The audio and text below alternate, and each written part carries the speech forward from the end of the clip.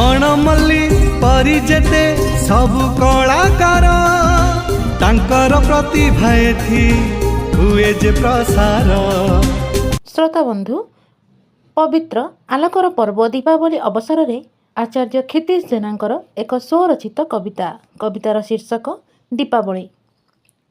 कार्तिक मासर अमावास्या ही पड़ी थाए दीपावली, निष्ठार सहित पालुए पर्व अगणारे दीप जाले। पुराणे वर्णित ए दिन श्रीराम क्रूर रावण को मारी आसीथिले फेरी अयोध्या नगरी सीता को साथी रे धरी।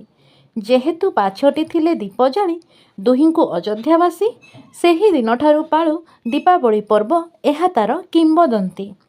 खाली दीप नुहे रंगीन आलोके सजाती सभिए घर, जेकोसी लोक देखिले दूररू आखि लाखी रहे तार।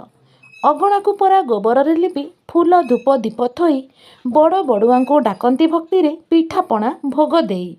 बाकी थिबा देय करंती आदाय समस्त दोकानी भाई खाता पूजा करी मिष्टान्न बांटती दीपावली दिन सेही। नाना किसमर बाण शबदरे कंपी थाए पल्लीपुर, बाण आलोकरे कालीमा आकाश हजाए अस्तित्व तार। बाण फुटाइबा बेलरे सतर्क सभिए सदा रहिबा, आलोकर पर्व ए दीपावली को हस खुशी रे पालिबा। पवित्र दीपावली रे एते सुंदर कविताटी भेटी देइथिबारु रेडियो जुहार परिवार तरफरु क्षितिज जेना को अनेक अनेक धन्यवाद। शुभ दीपावली। 90.3 हुए बिहार प्रसार रेडियो जुहार, रेडियो जुहार, रेडियो जुहार।